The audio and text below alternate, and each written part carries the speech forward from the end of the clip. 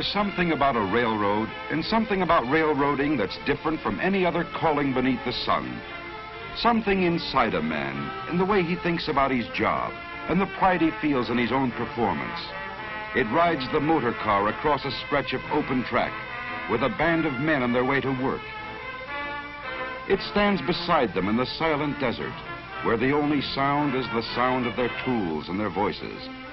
It walks with the man who works alone, marches with thousands who work together.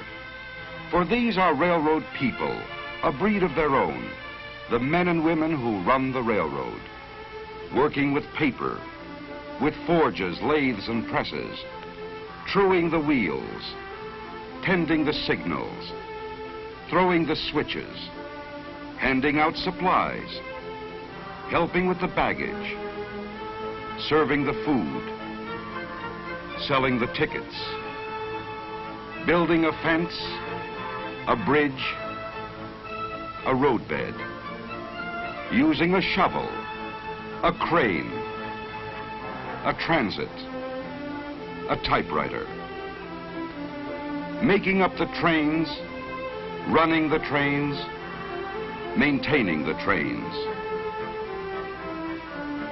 This is my railroad, 100,000 men and women working together to serve one purpose, to keep a railroad running.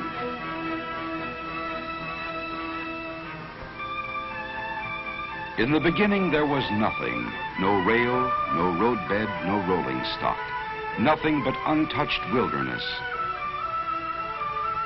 But in the wilderness was also a promise, the promise of a Western empire which could make one nation as wide as a continent if it could be bound together with bands of steel. Where few men had dared to walk, a path was cleared. Out of the rock, out of the earth, and through the virgin forest. Ties were hewed, rail was laid, bolted, and spiked down. When the last spike was driven, our first trains moved across the continent. Up and over 7,000 feet of mountain barrier, locked in winter's clutches, and into the heart of the Western Empire. A nation now was joined together, a nation scarcely born, yet reaching for its destiny. As the West and Southwest grew, so did the railroad. Until today, those rails which once bravely spanned the mountain have become an interlocking network, binding together the far west, the southwest, and the south, linking them in turn with the mid-continent, and through many connecting lines, hauling traffic across the nation. Hauling the products of the forest, lumber from the Siskiyous, the Cascades, the Sierra, from New Mexico, Texas, and Louisiana.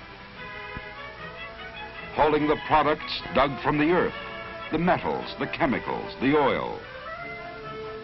Hauling the products of the soil, fruits and vegetables from the garden spot of the nation, transported to distant cities as if distance were non-existent.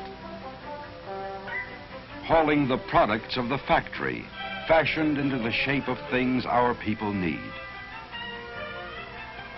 Hauling the people of a free nation, a people free to move and travel at their will without answering to any man.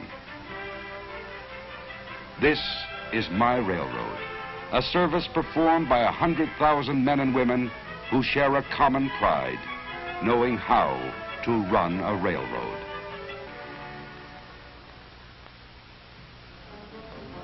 Well, railroading's quite a job.